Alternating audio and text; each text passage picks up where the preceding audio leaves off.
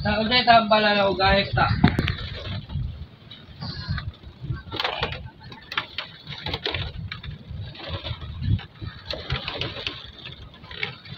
Grabe, maalon na dito mga idol. Magalaw na masyado yung yung mga drum.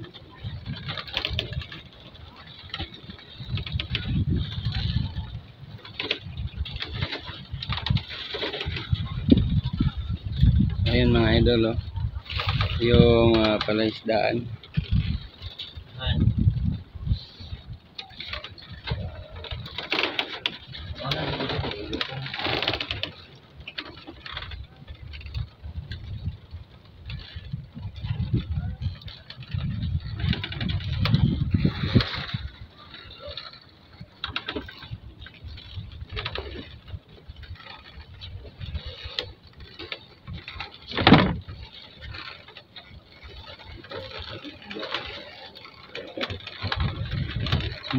Alon.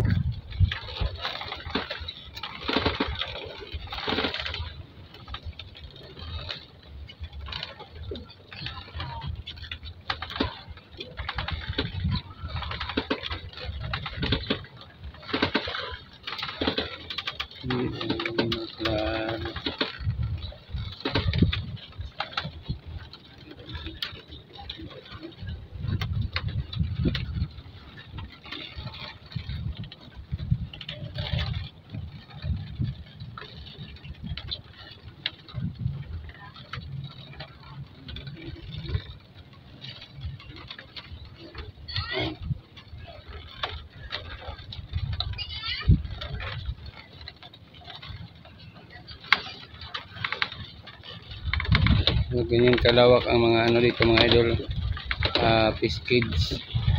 Yung mga bahay-bahay na yun mga idol, mga fish cage halos yan. Nasa gitna ng dagat yan mga idol. Yan to, nasa harap natin mga idol yung mga fish cage. Yan. Masyado na maalon nito mga idol. Yan sila kuya, nagano ng mga isda.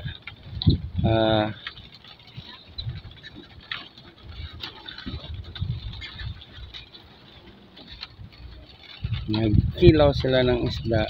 Nagkilawin yung bangos kasi matamis kasi yung bangos mga idol pag ginawa mong kilawin. Ayun na naman yung isang bangka, paalis na naman, punta na naman yun sa Dalampasigan mga idol. Yan, pag may bibilhin sila, doon sila punta sila kagad sa Dalampasigan mga idol.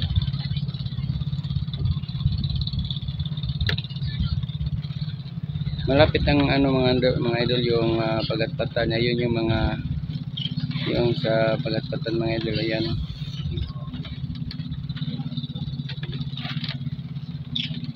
Madaming ibon ito mga idol. Kasi yan, nangunguha yan ng mga isda.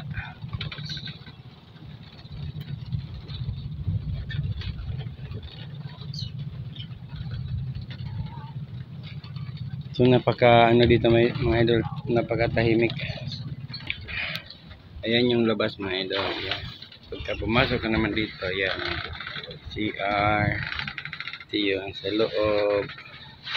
Ayan, may charger naman dyan sa loob. Ayan, may kusina, may kala naman. So ayan, yung kusina dito sa sa loob ng parang kubo-kubo mga idol. Yung kabila naman mga idol, ayan si tatay. Tatay andyan sa kabila. Ayan mga idol. Ayan yung kumbaga parang kapitbahay dito mga idol. Ayan, pero kung tingnan mo sa normal yan mga idol, napakalayo niyan. Ayan, napakalayo nila.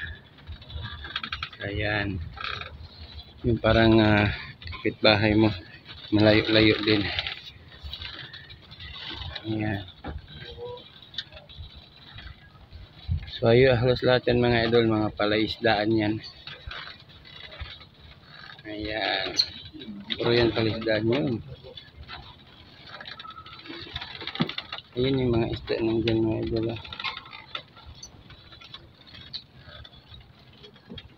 Yung mga isda na yan, yung mga bangos, malapit na din yan mga lagay ko mga itong linggo nito, harvestin na yan mga idol.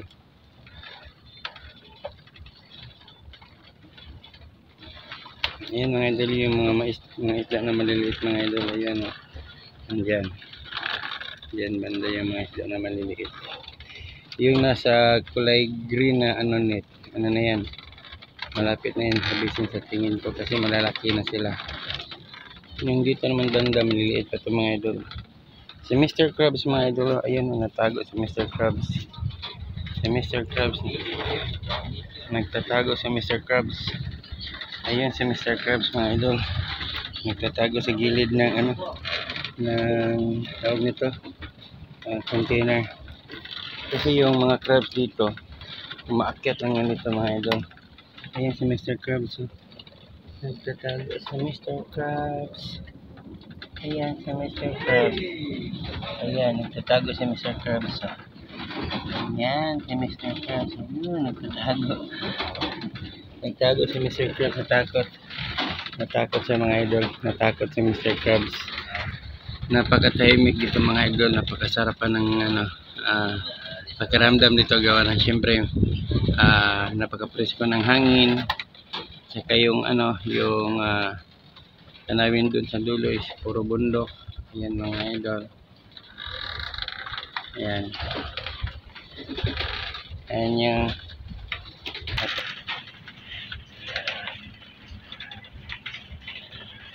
so ayan mga idol, napakaganda ng ano talaga dito, tanawin. Ang sarap magtambay dito mga idol. Ayan, tatay vlog niya. Tatay vlog niya ano.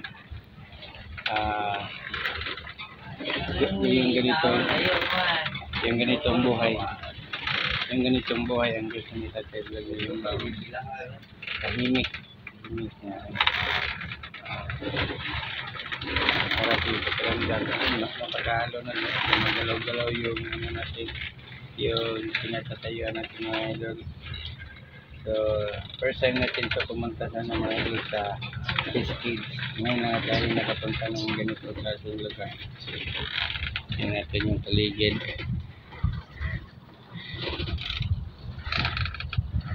Ayan, kung makikita niyo mga idol, napakagalaw ng ano, tubig.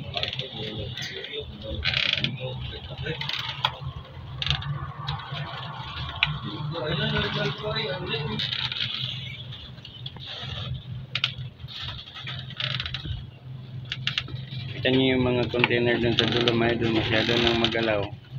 Kasi nga, ano na, high tide na, pataas na yung tubig. Magalaw na siya mga idol.